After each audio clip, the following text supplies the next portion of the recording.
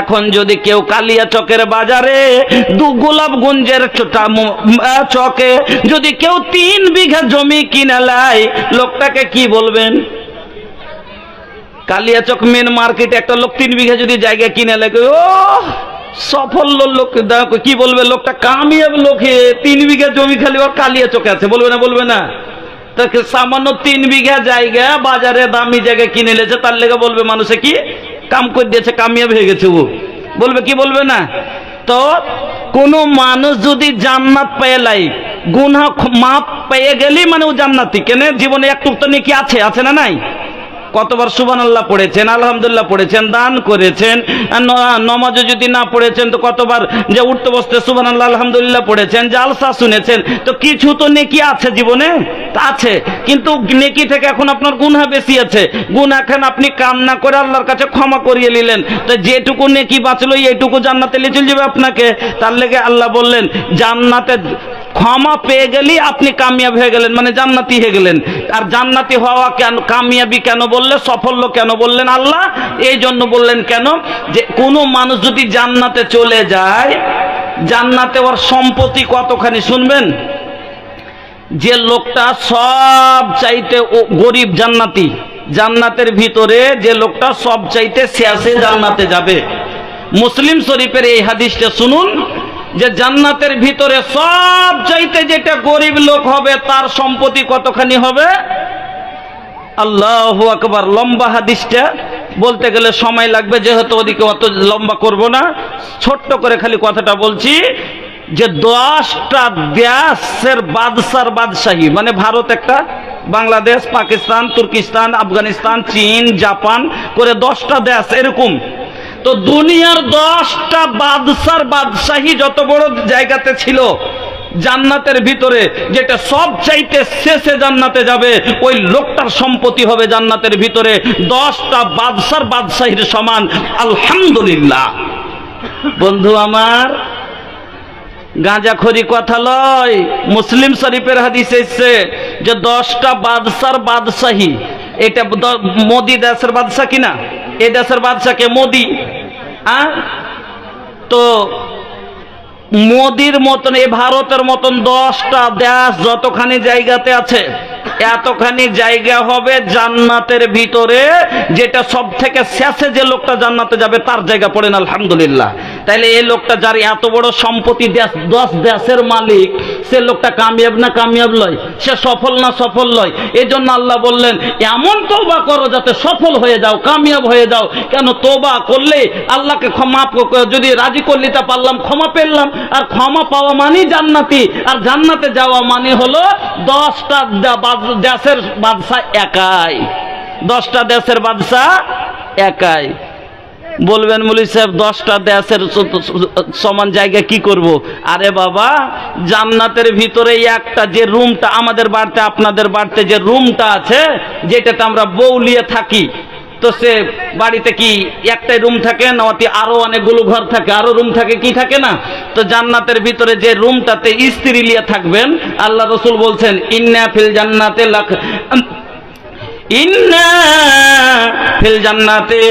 ইন্না লিল মুমিনি ফিল জান্নাতি লা খাইমাতান মিন লুলুওয়াতিন ওয়াহিদাতিন মুজাওওয়াফাতিন তুলুহা 60 মাইলান। নবীজি বলছেন জান্নাতের ভিতরে মুমিনদের থাকার জন্য, যাতে আমরা মুমিন যারা জান্নাতে যাব, ওই লোকগুলা জান্নাতে যে বউলিয়ে যে রুমটাতে থাকবে, যে ঘরটাতে থাকবে, ওই ঘরটা কত বড় হবে? নবীজি বলছেন 60 মাইলান, 60 মিল লম্বা। এবার ঘরটা কিসের হবে? নবীজি বলছেন লুলুওয়াতি মুজাওওয়াফাতিন, একবার সব মতি মুনি মুক্তা দিয়া নির্মাণ করা থাকবে। আর ঘরটা কত বড় হবে? তো নবী বলছেন 60 মাইলান, 60 মিল লম্বা। এবার বলবেন মৌলভী সাহেব আমরা তো মিল বুঝি না, কিলোমিটারে বলেন।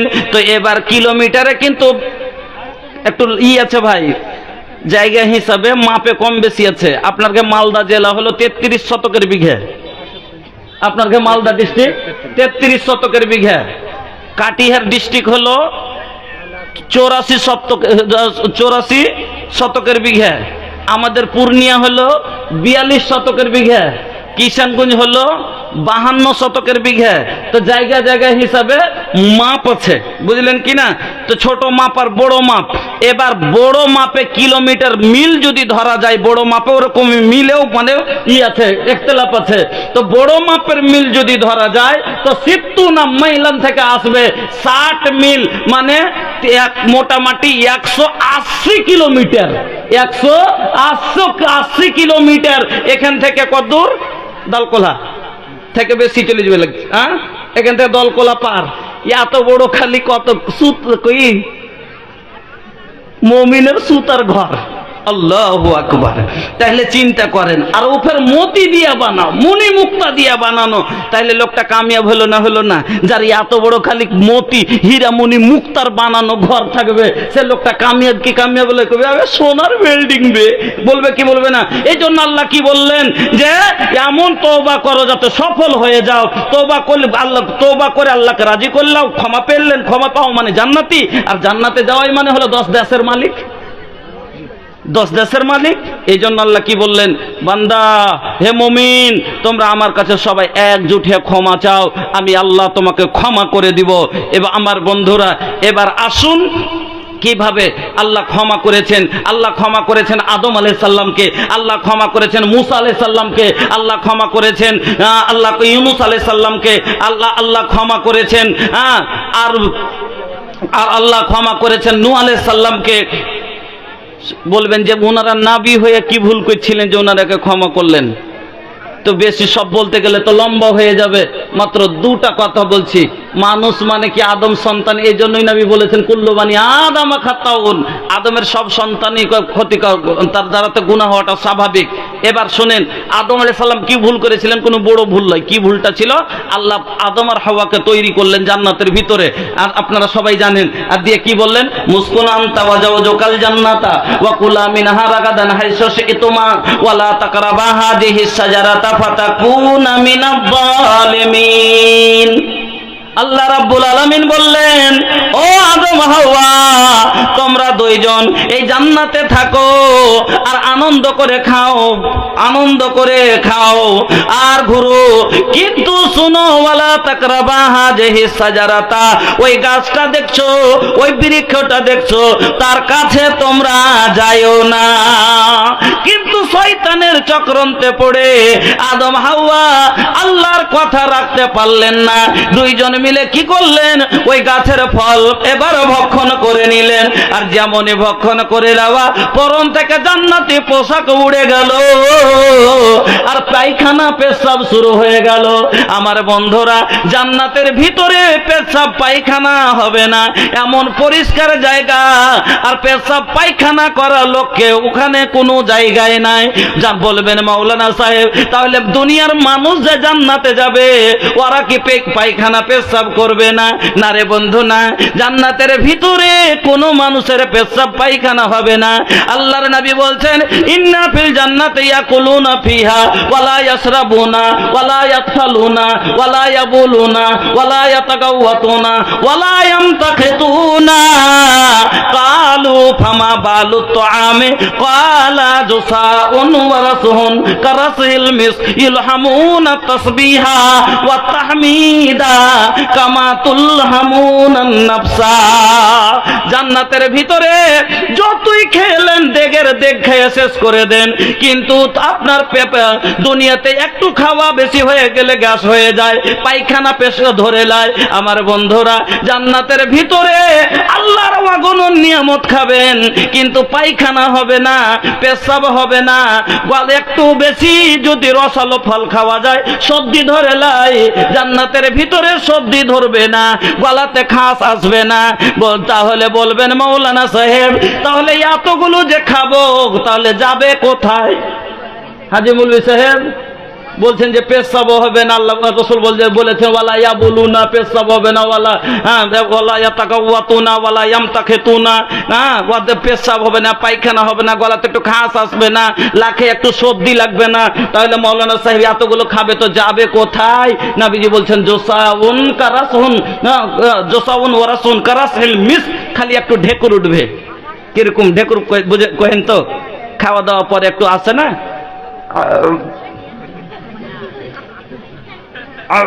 একটু করে না, কিছু গুলো মানুষ একবার মসজিদে করে ওঠে। হ্যাঁ, তো আমরা যদি বিরিয়ানিও খাই তবু আমাদের গন্ধ বের হবে পেট থেকে। আর মুলা খাইয়া যদি কেউ খালি হাউ করে দেবো যে কেউ উঠবে, বলবে না বলবে না? কিন্তু আল্লাহর জান্নাতের ভিতরে যে খাবেন, আপনার পায়খানা পেশাব হবে না। দুদিন যদি পায়খানা না হয় হবে, তার বাই সরবে না, আর তার বাইরে থাকা যাবে না, এত গন্ধ শুরু হয়ে যাবে। কিন্তু জান্নাতের ভিতরে বন্ধু এই যে ডেকোরটা আসবে, নবীজি বলছেন কারাসহিল মিস্ক, মুস্কে আম্বারের সেন্ট তার ভিতর থেকে বের হবে। তাহলে বুঝতে পারলেন আমার বন্ধুরা, এই জন্য আল্লাহ রাব্বুল আলামিন এবার আদম আর হাওয়াকে জান্নাত থেকে দুনিয়ার জমিনে ফেলে দিলেন। আর দুই জায়গাতে দুইজনকে ফেললেন, এক জায়গায় নয়। সাজা কি আল্লাহ দিলেন? নারাজ হয়ে আল্লাহ রাগ করে দুই জায়গাতে দুইজনকে ফেললেন। আল্লাহু আকবার। এবার বলেন, দুনিয়া তো বড়, দুনিয়ার ভিতরে শুধুমাত্র দুটো লোক, একটা নর একটা নারী, আদম আর হাওয়া। তবে একাই একাই দুই জায়গাতে দুজনকে ফেলেছে।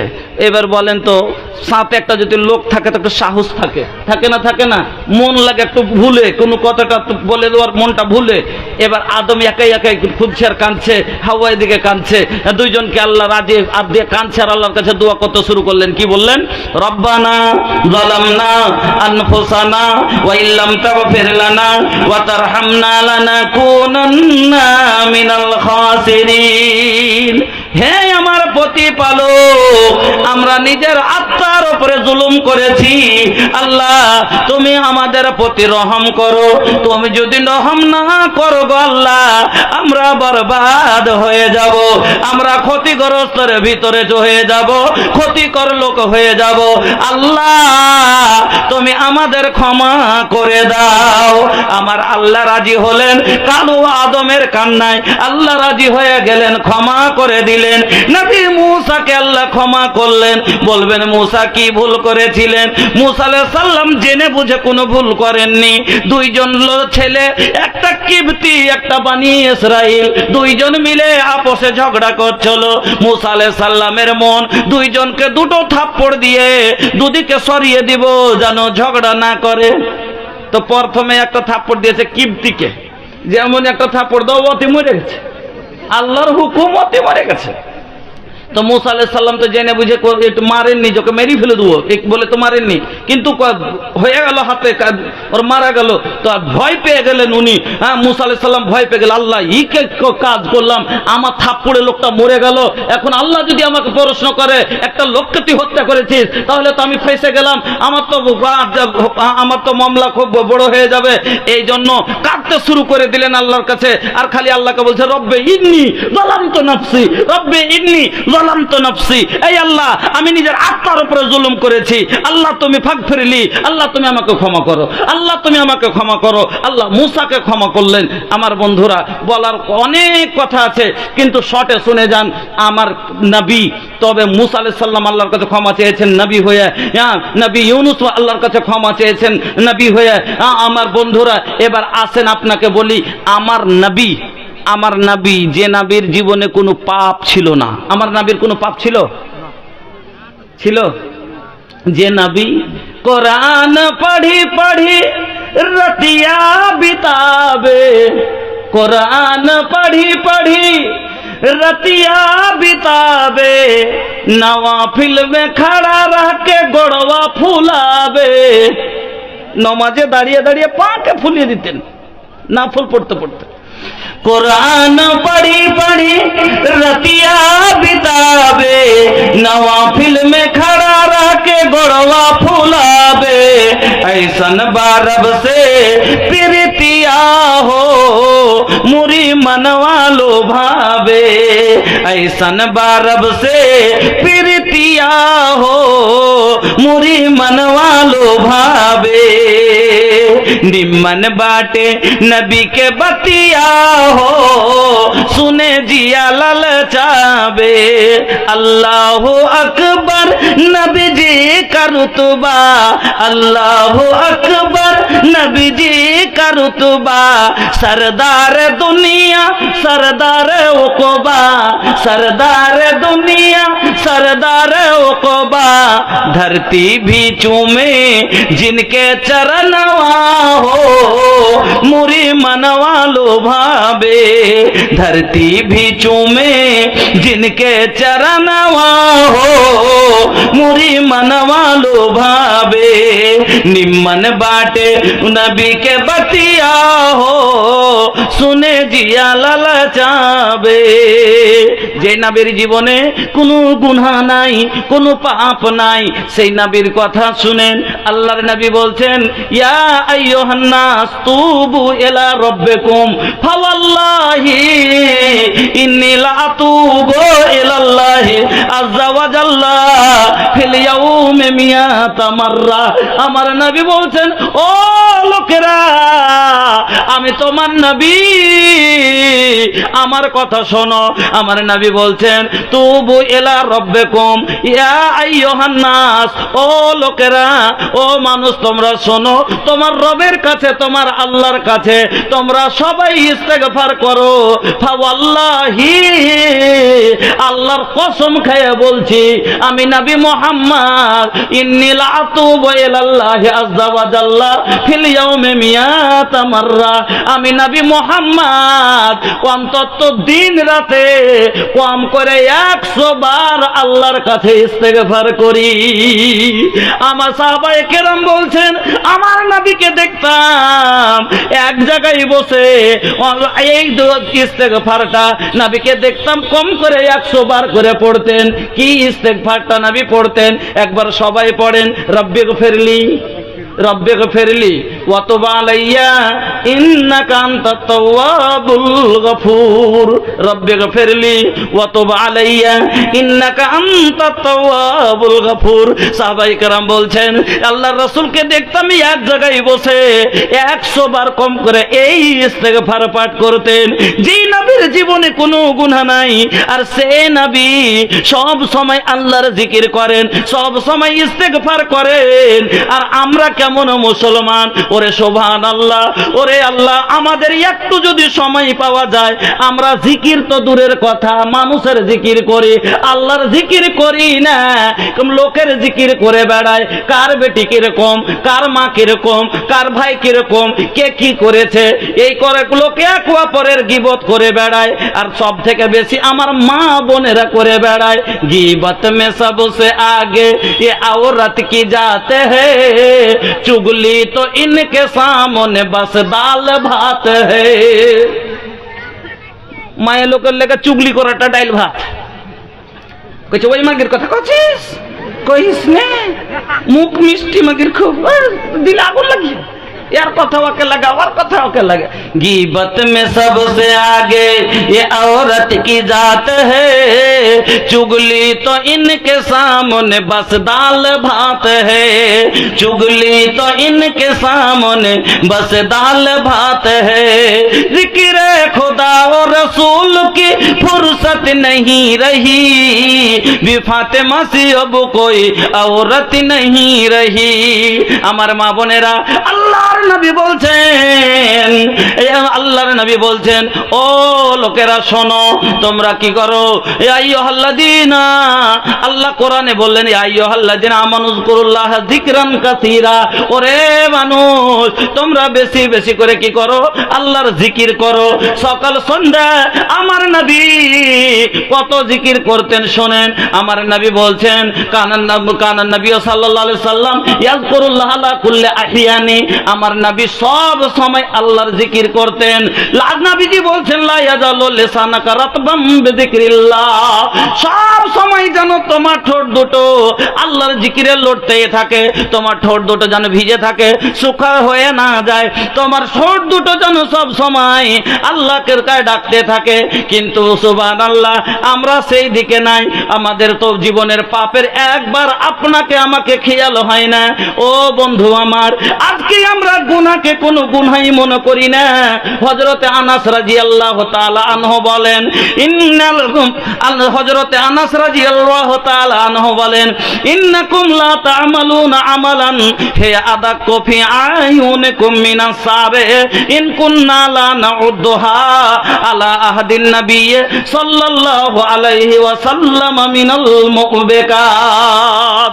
হযরতে আনাস বলেন, যেই গুনাহগুলোকে আজ তোমরা চুলের চাইতে দুর্বল মনে ভাবছো, যেই গুনাহগুলোকে আজ তোমরা কোনো গুনাহই মনে করো না, রাসূলের জামানায় এই গুনাহগুলোকে হালাক করে দেওয়া, বরবাদ করে দেওয়া গুনাহ মনে ভাবা যেত। বুঝতে পারলেন কথাটা? যে গুনাহগুলোকে আজ আমরা কোনো গুনাহই মনে করি না, রাসূলের জামানায়, রাসূলের যুগে ওই গুনাহগুলোকে হালাক করে দেওয়া, বরবাদ করে দেওয়া, ধ্বংস করে দেওয়া গুনাহ মনে ভাবা যেত। বলবেন কোন গুনাহটাকে মৌলানা আমরা গুনাহ মনে করি না, রাসূলের যুগে ধ্বংস করে দেওয়া গুনাহ মনে ভাবা যেত? আপনাকে একটা উদাহরণ দিচ্ছি মাত্র, তার মধ্যে একটা হলো গান শোনা, আলাতে মৌসিকি, গান শোনা গুনাহ, মিউজিক। আচ্ছা, গানে মিউজিক ছাড়া গান আছে? মিউজিক ছাড়া গান আছে? আর গান গান আমি বলছি, মোবাইলে যে গানগুলো শুনেন, মিউজিক শরিয়তে হারাম। গান শিরকিয়া কালাম বা ফহশ কালাম যদি থাকে হারাম। কিন্তু এমনও গান আছে তাতে মিউজিক নেই, আর ফহশ কোনো কথাও নাই, আর শিরকিয়া কোনো কালাম নাই, বেদাতে কোনো কথা নাই। যেরকম আপনার এই যে বাংলাদেশের অনেকগুলো গান, আমি একটা গান শোনাবো আপনাকে, শোনাচ্ছি। গান মনে করে নিয়েন না, ফের উনিশের গান শোনা যেত, ফের ওইটা বাইরে লেগে যাবে। হ্যাঁ, তো কি করিতে আইলা, কি করিয়া গেলা, কি করিতে আইলা, কি করিয়া গেলা, চিন্তা করে দেখে মোনা, সবার ওপর আছে একজনা, তোর খবর সব আছে তার জানা। কি করিতে আইলা, কি করিয়া গেলা, চিন্তা করে দেখে মোনা, সবার ওপর আছে একজনা, তোর খবর সব আছে তার জানা। হাত বলবে হাতের কথা, পাপের কাজ করিলে, পা বলবে পায়ের কথা, পাপের পথে চলিলে। হাত বলবে হাতের কথা, পাপের কাজ করিলে, পা বলবে পায়ের কথা, পাপের পথে চলিলে। মুখের অন্যায় বলবে মুখে, চোখের অন্যায় বলবে চোখে, মুখের অন্যায় বলবে মুখে, চোখের অন্যায় বলবে চোখে। মাবুদ মাওলার কাছে রিহাই পাইবা না, সবার ওপর আছে একজনা, তোর খবর সব আছে তার জানা। দুই কান্ধে দুই ফেরেশতা কেরামিন আর কাতেবিন, দুই কান্ধে দুই ফেরেশতা কেরামিন আর কাতেবিন, তোর পাপ পুণ্যের কথা লেখা রাখছে প্রতিদিন। দুই কান্ধে দুই ফেরেশতা কেরামিন আর কাতেবিন, তোর পাপ পুণ্যের কথা লেখা রাখছে প্রতিদিন। মাবুদ মাওলার কাছে যেদিন জমা দিবে তোর আমল নামা, হাজারো কানলে রিহাই পাইবা না, সবার ওপর আছে একজনা, তোর খবর সব আছে তার জানা। এতে খারাপ কথা আছে? কথা শোনা যাবে না? যাবে না, সবটি ভালো কথা। কিন্তু এতে যদি মিউজিক লাগে দেয়, ধকম ধুকুম করে করছে, ওই যে মাটি কাঁপা গুলা, কত সুন্দর কথাটি, কিন্তু এটা বাংলাদেশের একটা গান। এটা অতি মিউজিক লাগিয়ে দিয়েছে। অতি মিউজিক যখন লাগিয়ে দিলে, ধাকাম ধুকুম যখন শুরু হয়ে গেল, তখন ও কি হয়ে যাবে? হারামে পরিণত হয়ে যাবে। কিন্তু মিউজিকও নাই, কথা বুঝে যান, মিউজিক নাই। গানের মানা ভালো, যেরকম এটা বললাম, কিন্তু মিউজিক নাই, কিন্তু মানা ফাহস, মানা ফাহেসা কালাম ভরা আছে, বা শিরক ও বেদাতের কথা ভরা আছে। যেরকম আপনাকে বলে দিচ্ছি, একটু গান শোনাবো না, আমি তো গান শুনি না যে বলবো যে আপনাকে গান শোনাল, যে ওটা ভালো কথা, ওই জন্য আপনাকে বললাম। তো কি, যেরকম ওই কি কয় না, কথাটা ভুলে যে গেলাম, একটা কথা মনে ছিল। ওই হিন্দিতে একটা কহে না যে, আচ্ছা যাক মনে আসবে তখন শুনিয়ে দিব। মানে ফাইজ কথা মানে কইছে যে আল্লাহ তোকে যে আছে, তোকে দেখে দেখে যে আছে ফুরসতে বানালছে। আল্লাহ মানুষকে ফুরসত লাগে বানাইতে। अल्लाह को फुर्सत से तुम्हें मेरे यार कहे ना, कुदरत ने बनाया होगा फुर्सत से तुम्हें मेरे यार। तो अल्लाह के फुर्सत लगे शुद्धनी की एजा आराद अल्लाह कुन फायाकुन। যখন আল্লাহ কোন জিনিস তৈরি করার ইচ্ছা করেন খালি বলেন হয়ে যা, হয়ে গেল। আর ই বোকা মাদারি বলছে কি ফুরসত সে বানায়া হোগা। আল্লাহ का फुर्सत लगे गाधा मारानी। কোন গাধা এলিগে করে চাল কাটব কাল হেমা এই গাধা।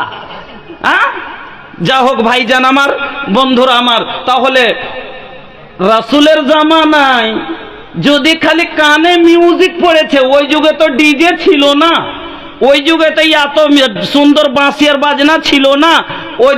ওই যুগে কি ছিল, এক তাবলা দু তাবলা ঢোল আর পায়ে ঝুমকড়ি বাঁধে লিয়া ঝুমঝুম করে বা হাতে এরকম করে ঝুমকা বাজাইতো।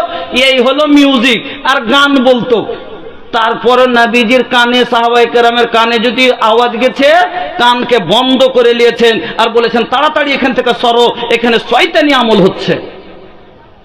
যে নবী গানে মিউজিক কানে আওয়াজ পড়তে গেলে কানকে বন্ধ করেন, জায়গা থেকে পালান, সেই নবীকে মাননে वाला আর সে মোহাম্মদ নাম দিয়ে নাম রাখনে वाला, সেই নবীর উম্মত বলনে वाला আপনি এই মুসলমানের আওলাদ মনে জেনে গান শুনছে না, শুনে না বলে, শুনে না?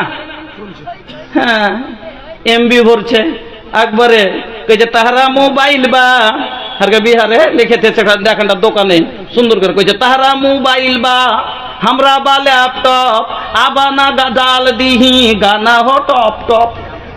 মানে ভালো ভালো গানগুলো বাইছে বাইছে দিব আমি। মুসলমানের আওলাদ গান বিক্রি করে খায়, হারাম। উনি যে ব্যবসা করছে হারাম করছে, আর এই যে শুনছে, একে যদি আমরা হারাম মনে করতাম তাহলে পারে আজ বাপের আগা দিকে বেটা মোবাইল বাজে তোক না, আর বাপ এক ঘরে শুয়ে আছে আর এক ঘরে রাত 12টা তাক ধাসাম ধুসুম ঠাকাম ঠুকুম চলছে। ও কইছে যে বন করতে কহানা রে, তোমার মা কইছে আচ্ছা তোমার চোখে কি নিন নেই নাকি, তুমি নিন চলে যাও তো, চ্যাংড়া পিলা মানুষ ও যেমন তা করুক গা। ওরে সুবহানাল্লাহ, মোবাইলে। আর ও কি করবে, আর একদিন তো আরো মনে গেছে, তখন কইছে ওর পোতাকে ভরে কইছে রাইতে তারা কি দেখছিলি বে, কইছে রাইতে তোরা কি দেখছিলি বে, লে তো মোবাইলটা একটু। কইছে দাদু ওই দেখছেন হারা হে, ওই হার একটা কাহিনী দেখছেন। কি কাহিনী? খুবই ভালো। লিয়ে যে বুড়াকে একটু দিয়েছে, এবার বুড়া তখন চশমা তল দিয়ে ওলিয়ে ভিড় আছে। এবার জোহরের আজান হয়ে গেল, আর খবর নাই। তো এই হলো অবস্থা। হযরত আনাস বলছেন ইন্নাকুম লা তা'মালুনা আমালান হিয়া আদাক্কু ফি আয়ুনিকুম মিনাস সারে ইন কুননা লা নাউদ্দুহা আলা আহদিন নবী সাল্লাল্লাহু আলাইহি সাল্লাম মিনাল মুবিকাত। যে গুনাহগুলোকে তোমরা কোনো গুনাহই মনে ভাবছো না, চুলের চাইতে দুর্বল ভাবছো, সেই গুনাহগুলো রাসূলের জমানায় হালাক করে দেওয়া, ধ্বংস করে দেওয়া গুনাহ মনে ভাবা যেত। আমার বন্ধুরা, আমার ভাইজানেরা, বলার অনেক কথা। আমি একটা হাদিস খুতবার মাধ্যমে পড়েছিলাম, মুমিন যদি হন গুনাহকে কিরকম নজরে মুমিনেরা দেখে। ইন্নাল মুমিনা ইয়ারা যুনুবাহু কাআন্নাহু কাঈদুন তাহতা জাবালিন ইয়াখাফু আন ইয়াকা আলাইহি ওয়া ইন্নাল ফাজরা ইয়ারা যুনুবাহু কাযুবাবিন মাররা আলা আনফিহি। নবীজি বলছেন যে মুমিন যারা হবে তার কাছে যদি গুনাহ হয়ে যায়, তারা কিরকম গুনাহ করার পরে নিজকে মনোভাবে জানেন, যেরকম একটা লোক পাহাড়ের নিচে বসে আছে আর পাহাড়টা একবারে পড়বো হয়ে আছে, লোকটা ভয়ে খালি কাঁপছে যে এখনই যদি পাহাড়টা পড়ে যায় তাহলে আমি কিন্তু চেপে যাব, আমার জীবন নষ্ট হয়ে যাবে। ওই রকমই মুমিনের কাছে যখন গুনাহ হয়ে যায় ও খালি কাঁপে যে এখন যদি আমার মরণ হয়ে যায়, আমি এই গুনার চাপে আমার আখিরাত ধ্বংস হয়ে যাবে, আমি বরবাদ হয়ে যাব। আর ফাসিক ফাজের যারা হবে তার জন্য গুনাহটা মাছি হাঁকার মতন, যেমন একটা মাছি আইলো লাখের উপরে বসলো, হাত দিয়ে এরকম করে দিলে, ওরকম যারা ফাসিক হবে তারা গুনাহকে গুনাহ এগুলো কি হবে, মানে মাছি ওরকমই হ্যাট ওর লেগে গুনাহীরা কোনো গুনাহই মানে রাখে না। আমার মা বোনেরা, আমার ভাইজানেরা, আমরা মুমিন, আমরা মুসলমান, আমরা নবীর উম্মত। আমাদেরকে এখনো সময় আছে, বলার অনেক কথা আছে। আপনাকে বলেছি যে কিভাবে তওবা করলে আল্লাহ 100% ক্ষমা করবে, ওই নিয়মটি যদি বলতে যেতে আরো 1 ঘন্টা লাগবে। যেহেতু আমার মাথার উপর একটা দায়িত্ব আছে, তো নিয়মটি আপনাকে শেষখানে নামার আগে যাচ্ছে 5 মিনিটে আমি আপনাকে যাচ্ছে নিয়মটি খালি সরাসরি বলে নেমে যাব। তার আগে আমি বলবো, এই যে এটা মসজিদের জলসা না, মসজিদের জলসা। দেখেন আমি কেন মসজিদের উপরে বক্তব্য দিলাম না, অটোমেটিক কালকে যখন জলসা হয়েছে অবশ্যই চান্দার বক্তা মসজিদের উপরে আলোচনা করেছে, সাদকার উপরে আলোচনা করেছে, আমি এর জন্য সেদিকে গেলাম না। আর প্রতি বছর তো মসজিদ আর সব জায়গাতে মসজিদ আর মাদ্রাসারই জলসা শুনতেই আছেন। আমি কিছু আলাদা কথা আপনাকে শোনাবার জন্য চেষ্টা করেছি। আল্লাহ এই জন্য আমি আপনাদেরকে বলবো, বাবা এই মসজিদ আল্লাহর ঘর, এই মসজিদ নির্মাণ করলে জান্নাত পাবেন, এটা কার কথা? আমার নবীর কথা। আমার নবী সুসংবাদ, এটা একটা এক রকমের সুসংবাদ আমার নবী দিয়ে গেছেন। 10 জন সাহাবীকে না আল্লাহ জান্নাতের সুসংবাদ দুনিয়াতে দিয়েছে, আর সব মুসলমানকে আমার নবী সুসংবাদ দিয়ে গেছে একটা কি?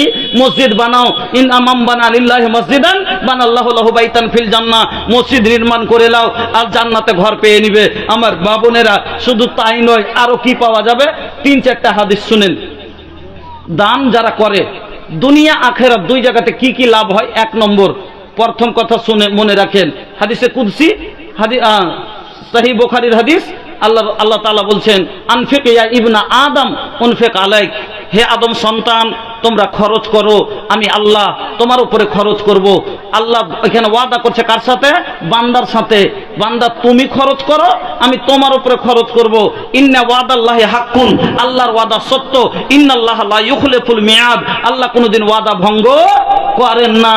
এবার আপনাকে বলি, আপনি হলেন ধনী মানুষ আর আপনার একটা গরিব বিহাই আছে, আপনি বিহার বাড়ি গেছেন, আপনার বিহাই আপনাকে 4 নুঙ্গি দিয়েছে, লাট্টু নুঙ্গি দিয়েছে।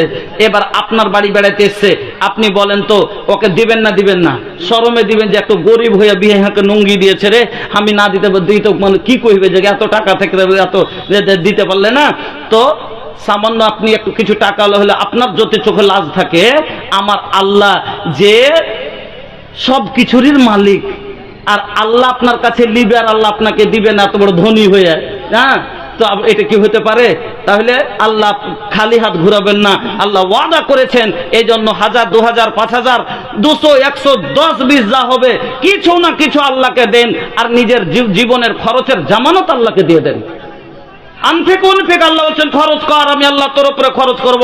আল্লাহকে 500 টাকা দেন আর বলেন, আল্লাহ আমি তো ফকির, আমি তো অধীন, আমি তো গরিব, আমার কি আছে? আমি তো তোমার জমিনে বাস করি, আমি তোমার দেওয়া আহার খাই। আল্লাহ আমি ফকির, কি দিব তোমাকে? তুমি তো ধনী। আনতাল গানি ওয়া নাহনুল ফুকারা, আমরা তো ফকির সব, আল্লাহ তোমাকে কি দিব? তবে 500 টাকা আল্লাহ তোমার ঘরে দিচ্ছি, আল্লাহ তুমি আমার ঘরের খরচ, জীবনের আমার বাড়ির খরচের জামানত আল্লাহ তুমি কবুল করে লাও। ইন্নামাল আমালু বিন্নিয়াত, অন্তর থেকে যদি নিয়াত করে দিতে পারেন, আল্লাহ আপনার বাড়ির খরচের জামানত আল্লাহ গ্রহণ করবে। 2 নম্বর, সাদকা করনে ওয়ালা। দেখেন, সাদকা মানুষকে জাহান্নামের আগুন থেকে বাঁচিয়ে নিবে। এই জন্য নবী বললেন, সহিহ বুখারীর হাদিস, ইত্তাকুন নারা ওয়ালাউ বিসিক্কি তামরাতিন ফামান লাম ইয়াজিদ ফাবিকালিমাতিন তাইয়্যিবা। আল্লাহ রাসূল বলছেন যে ইত্তাকুন নারা, তোমরা জাহান্নামের আগুন থেকে বাঁচো, ওয়ালাউ বিসিক্কি তামরাতিন, তোমার কাছে যদি একটা খাজুরের টুকরা পরিমাণ কিছু থাকে, সেটাই সাদকা করে জাহান্নাম থেকে বাঁচো। আপনারা উঠাউঠি করিয়েন না, প্রধান বক্তা এখনো বসে আছেন, আমার পরে ইনশাআল্লাহ উনি আসছেন। আপনারা যত তাড়াতাড়ি কালেকশনের কাজটা করে দেবেন, অত তাড়াতাড়ি বক্তাকে চাপিয়ে দেবো, হ্যাঁ ইনশাআল্লাহ। দেখেন, আপনারা ধৈর্য রেখে বসুন।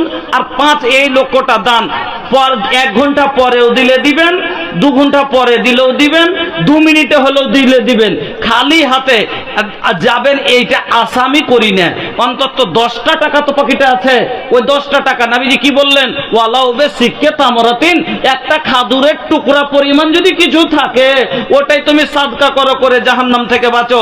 তারপরে নবী বলছেন, ফামান লাম ইয়াজিদ, তুমি এত অভাবী, সেটাও তোমার নাই, তো কি করবে তাহলে? নবী বলছেন, ফাবিকালিমাতিন তাইয়্যিবা, তুমি একটা ভালো কথা মানুষকে বলো, বলে সাদকা বানাও। আমার বন্ধুরা, তাহলে বুঝতে পারলেন যে সাদকা কত গুরুত্বপূর্ণ জিনিস, যে নবীজি বলছেন যে সাদকা করে জাহান্নাম থেকে বাঁচো।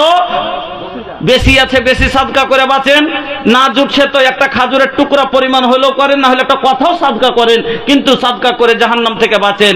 আমার বন্ধুরা, মা বাবাকে বাঁচান, দাদু দাদিকে বাঁচান, ছেলে মেয়েকে বাঁচান, আত্মীয় স্বজনকে বাঁচান। 10টা টাকা পাকিটে তো আছে, আপনাকে বলিনি 10,000 টাকা দেন, অন্তত 10টা টাকাও না দিয়ে আপনারা যাবেন না। আমি আশা করব মা খালাকে, মাগো আঁচলের 10টা টাকা আপনার জন্য, এটা আপনাকে আপনার বড় টাকা নয়, कितनी छोटी नेकी क्यों ना हो तू उसे हल्की ना जान, रब के बख्शिश के लिए एक बहाना चाहिए। ওই 10টা টাকাই সেদিন হয়তো আপনার লেগে বাহানা বনে যাবে জান্নাত যাওয়ার, এ লেগে চাদর যাবে মা। আপনারা 10টা টাকা হলো, আমি দূরের মেহমান, কত দূর, সেই পূর্ণিয়া থেকে গোটাই বাসে জার্নি করে আসলাম। আল্লাহু আকবার। রাত আপনার সোয়া 8টাতে 8:30টাতে পৌঁছালাম এখানে, বেরিয়েছি বা কহেন কোন বেলাতে, সকাল বেলাতে। আর রাস্তা কত, রাস্তার অঘটন, কত কষ্ট জার্নি করে বাসে আসলাম। আর আমি মেহমান, আপনাকে দিল থেকে দোয়া দিব, মুসাফির হালাতে আপনার জন্য দোয়া করব, আল্লাহ আপনার মনের আশা পূরণ করবে। মা বোন আমার, ভাই বাপজানের আমার, আল্লাহর ওয়াস্তে আপনারা দিয়ে পাঠান। আর একটা হাদিস শোনাচ্ছি, আল্লাহ রসুল বলছেন সাদকা যারা করে তার জন্য ফারিস্তা দোয়া করে। কি? সহিহ বুখারীর হাদিস, আল্লাহর নবী বলছেন মা মিন ইয়াউমিন ইসবিহুল ইবাদু ফীহি ইল্লা ওয়া মালাকানি ইয়ানজিলানি ফায়াকুলু আহাদুহুমা আল্লাহুম্মা আতি মুনফিকান খালাফা ওয়া ইয়াকুলুল আখারু আল্লাহুম্মা আতি মুমসিকান তালাফা। আল্লাহর নবী বলেন প্রত্যেক দিন সকালে ফজরের পরে বান্দা যখন সকাল করে, আকাশ থেকে জমিনে 2জন ফারিস্তা নেমে আসেন। 2জনের মধ্য থেকে একজন বলেন আল্লাহুম্মা আতি মুনফিকান খালাফা, এই আল্লাহ তোমার যে বান্দা তোমার রাস্তায় খরচ করে, নেকির পথে খরচ করে, তাদের মালকে তুমি বাড়িয়ে দাও। ওয়া ইয়াকুলুল আখারু, দ্বিতীয় ফারিস্তাটা বলেন আল্লাহুম্মা আতি মুমসিকান তালাফা, এই আল্লাহ যে যারা তোমার রাস্তায় দেয় না, আল্লাহ তাদের মালকে তুমি বরবাদ করে দাও।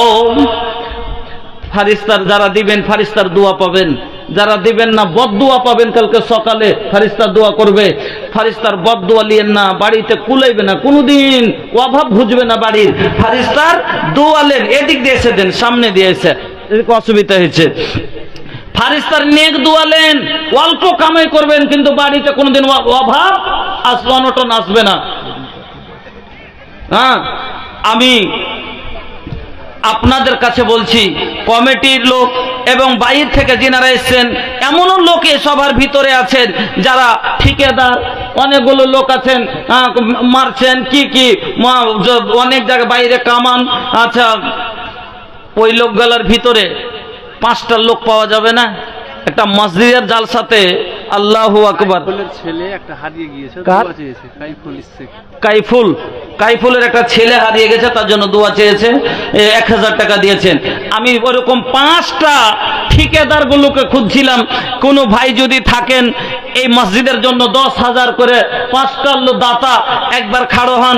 মসজিদের জালসাতে তো লক্ষ লক্ষ টাকা এক একটা লোকে দেয়। আপনার পার্শ্ববর্তী এলাকা এই যে মুর্শিদাবাদে চাঁদের মোড়ের পাশে একটা জায়গাতে গতবার একটা মহিলা দান দিয়েছে 4.5 লাখ টাকা, একটা মেয়ে দান দিলে 4.5 লাখ টাকা। আমি গোটে বছর বাড়ি কথাই বলছি, আল্লাহু আকবার। হ্যাঁ, একজন মেয়ে হয়ে 4.5 লক্ষ টাকা দিল, বিয়ে হয়নি মেয়েটার।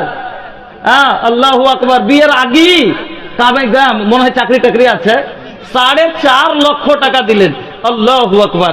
হ্যাঁ, আরো একটা ঘটনা আমার জীবনের খুব দামি ঘটনা জানেন। 2011 সালে আমি মালদা হরিশ্চন্দ্রপুরে জালসা করছিলাম। তো ছোট্ট 2-1 ঘন্টা দাঁড়িয়ে এসেছিল, ছোট ছোট, এখানে একবারে দাড়ি টাড়ি কিছু নাই, অল্প বয়স তখন আমার, এখন তো 38 বছর আমার বয়স, তখন কত কম হবে তখন চিন্তা করেন। ওই সময়তে জালসা করছি মসজিদে, একজন মহিলা আল্লাহ ওয়ালি বুরকা পরে একটা কালো ক্যারি ব্যাগ হাতে করে এসে আমার হাতে ধরিয়ে দিলেন। তো ভারী হয়ে আছে, তা আমি মনে করেছি খুচরা টাকা আছে, হয়তো 1 টাকা 2 টাকা। তা আমি বললাম কয় টাকা আছে? কইছে খুলে দেখেলেন। খুলে যদি দেখছি শুধু সোনার চাঁদি এতখানি, সোনা দেখে অবাক হয়ে গেলাম, এতগুলো সোনা কোথায় পেলেন? বলছে মাওলানা সাহেব, কোটিপতি বাবার একাই মেয়ে ছিলাম, বাবা মা আরমান করে দিয়েছে, বিয়ে হয়ে যখন আসলাম শ্বশুর বাড়িতে, শ্বশুরের একাই বৌমা আমি, আদরে সোহাগে স্বামীতে দিয়েছে, শ্বশুর শাশুড়িতে দিয়েছে, সবাই মিলে দিতে দিতে আমার এতগুলো গয়না হয়েছে। যতদিন মানালো অতদিন পড়লাম, কথাটা খালি শুনেন কি বলছে, যতদিন মানালো অতদিন পড়লাম, আর মানাই না, খুলে নিয়েছি, এমন জায়গায় রাখতে এসেছি যেখান থেকে হারাবে না, আবার যেদিন মানাবে সেই দিন পড়বো। এবার আমি কথাটা বুঝতে পারিনি, একটা কথা বুঝতে পেরেছি যে যতদিন মানালো অতদিন পড়লাম, আমি বলছি যে একদিন মানালো বয়স ছিল মানালছে পড়লে, এমন জায়গায় রাখতে এসে যেখান থেকে হারাবে না, এটা বুঝতে পেরেছি যে আল্লাহর রাস্তায় দিলে হারাবে না, কিন্তু বলছে আবার যেদিন মানাবে সেই দিন পড়বো। আমি ফের কথাটা ছোট বয়স তখন তো চট করে বলছি আর ফের কখন মানাইবে। আর যেমনি এই কথা বলা কইছে মৌলভী সাহেব কি ধরনের কথা বললেন, কেন আপনারাই তো বলছেন জান্নাতে কোনো বুড়া লোক যাবে না, যত জান্নাতি জান্নাতে যাবে সব সেদিন যুবক আর যুবতী হবে সেদিন। এবার বলেন আমাদের ছেলে যদি হয় 28 বছরের, মেয়েলি 16-17 বছরের, তাহলে সেদিন নবীজি বলেছেন যে যত লোক পুরুষ লোক হবে সবারই বয়স হবে 30 থেকে 33 বছর, তাহলে তা বউগালা সেদিন কয় বছরের হবে? 20 বছর, 18-20 বছরের হবে না? হবে না। এবার মৌলভী সাহেব সেই দিন যখন স্বামীর কাছে যাব তখন আমার বয়স হবে 18-20 বছর, সেই দিন আমাকে মানাবে না, মানাবে না, সেই দিন পরে আবার স্বামীর আগা দিকে যাব। আল্লাহু আকবার। আজ 11-13 বছর থেকে ওই মহিলার কথা প্রত্যেক জায়গা থেকে বছরে যে কতবার করে নাম লিখি, আছে কোন মায়ের লাল, আছে কোন মহিলা এইরকম আল্লাহ ওয়ালি, এইরকম দিনদার যে মরার আগে মেয়েদের ঝগড়াই রাখবো না, মেয়েদের কেসা শেষ করে দিব, মরতে নেই, 2টো কানের বালি আর 3টে মেয়ে, ও বলবে আমি নিব, ছোটটা বলবে আমি নিব, আর একটা বলবে তোর কি হাঁকে কুড়ি হেলিস তোলা, আমি কোনটা যাব, ঝগড়া লেগে যাবে। এই জন্য মরার আগে নিজের জায়গার জন্য জমা করে নেন, আল্লাহর ঘরে দিয়ে দেন। আমাদের দিকে জালসাতে আছে এতক্ষণ দুধ